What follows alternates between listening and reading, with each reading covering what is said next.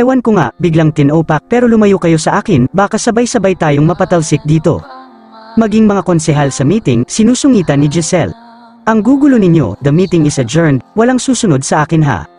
Sa kanyang private room, pumasok ang sekretarya, Mayor, may makikipag-usap sa inyo. Sino? Singhal ni Giselle, at nagulat ito nang pumasok sa silid si Lemuel. Bigla ang paghulas ng galit ni Giselle, tumalikod at inayos ang sarili. Dali-dali rin itong naglagay ng make-up at lipsticks, humarap sa kanyang ex. Anong mabuting hangin nagtulak sa'yo rito? Sabay harap sa nakanganganyang sekretarya, Carla, pwedeng pakikuha mo siya ng drinks? Oh, yes. Yes, Mayor. Tumalikod ang babae, bumubulong, sa biglang pagiging malambing ng kanyang amo. Nako kanina lang, bumubuga parang dragon.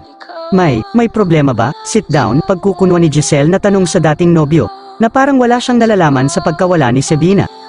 Bagaman, wala talaga siyang alam, kita ang pagiging matamlay ng dating nobyo, halata rin ang panlalalim ng mga mata nito, at hindi pag-aasikaso sa kanyang sarili.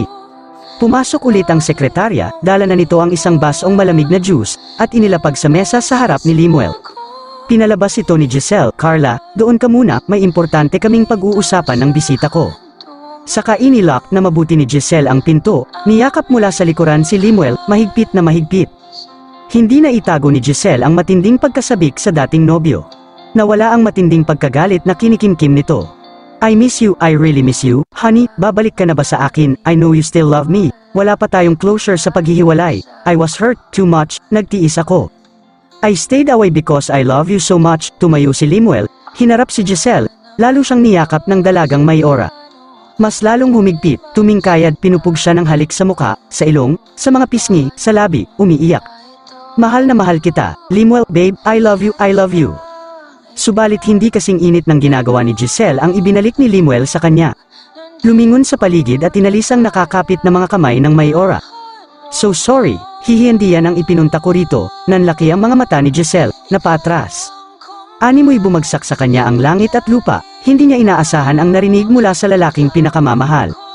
Why? Hindi ka ba nasabik sa akin? We haven't seen each other for more than 7 months. Oo, maraming nangyari, gaya sa mukha ko. Can't you see I'm pretty good? Look, nagparetoke pa ako ng ilong, halos iba ng mukha ko, so that you can make me even more proud of people. Subalit malamig ang tinig ng sumagot si Lemuel, wala nang pagmamahal gaya rati. I'm sorry, Giselle, si Sabina ang ipinunta ko dito. Kung matutulungan mo ako sa pagkawala niya, nag-aalala ko, baka isang maimpluwensyang tao ang kumuha sa kanya.